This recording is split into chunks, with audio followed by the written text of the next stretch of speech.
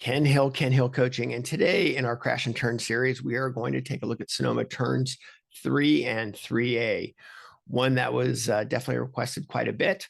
And Sonoma, obviously a great track, but the pavement's not necessarily in the best condition right now. Grip has certainly come down quite a bit. Even though the grip has come down quite a bit, we still see a lot of issues in 3 and 3A. So we're just going to dive right into 3 and 3A and take a look at them. So when we look at 3 and we look at 3A, there are some pretty interesting characteristics that go along with it. A lot of elevation at Sonoma. So right in here in 3, pavement really drops down. And this is pretty steep right up here in coming up into 3A. And then right in this area here, it doesn't quite show it. Yes, we see some pretty good downhill right here coming into 4, but the pavement actually starts to drop away pretty early right here. There's a little bit of a flat spot up here, but it does drop away even slightly off camber right there. So let's dive into 3 and 3A and chat about it.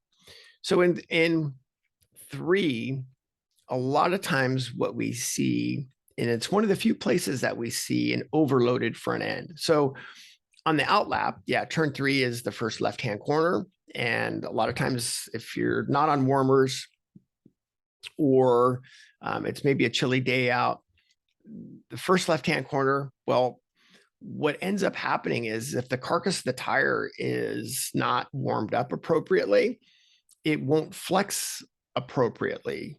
So the carcass being cold, well, then you're really relying on the surface of the tire for all that grip.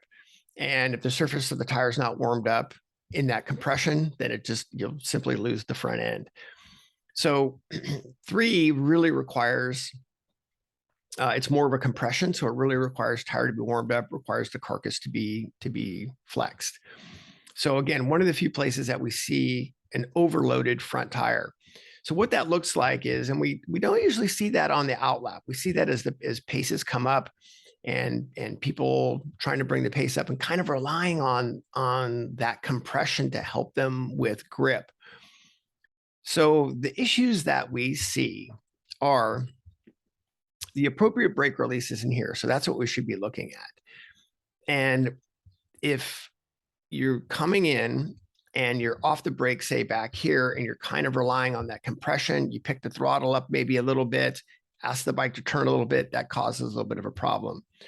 Or simply coming in with too much brake and overloading that front tire in this area, because a lot of times we'll see the crash happen pretty late in here. It's closer down to where our brake release is.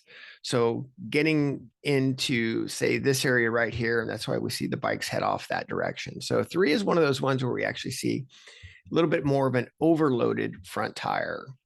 Not too many issues there, but we certainly see them. The corner that we have a lot of issues with is here in 3A. And as we've talked about in some of the other corners in the Crash and Turn series, this is just another example of where we're trying to turn with an underloaded front tire, and elevation and camber are not our friend. So a lot of times we'll come in, especially if it's outlap. We see so many problems here on the outlap. And the reason we do is because you're not up to pace yet. And you might be thinking, oh, I'm just cruising along. I'm not worried. I'm just trying to get through this, get my tires warmed up. And the crash here happens. You can't believe how slow you're going. And the reason is because instead of getting the direction change done back here, so we're pointed more appropriately this way, what ends up happening is you come in and you're trying to get the direction change done here with the front end extended, and you're starting to use some throttle there, and the front end just tucks super easily because it's underloaded and there's no contact patch.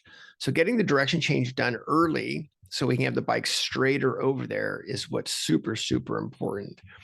And most of those are the first on the outlap. it's the second right-hand corner, but in turn two, when on the outlap, right, we're missing the apex. We don't blend in until between 2 and 3. So it's really the first time that the tires on the right side have any load in them. So again, why are we crashing in 3A? We're crashing in 3A because the direction change is late with an underloaded front end. What's the remedy? The remedy is very simple. Let's get our direction change done early so our path is straighter over the top and you're not in a position where you're turning over the top. And that's how we fix 3 and 3A.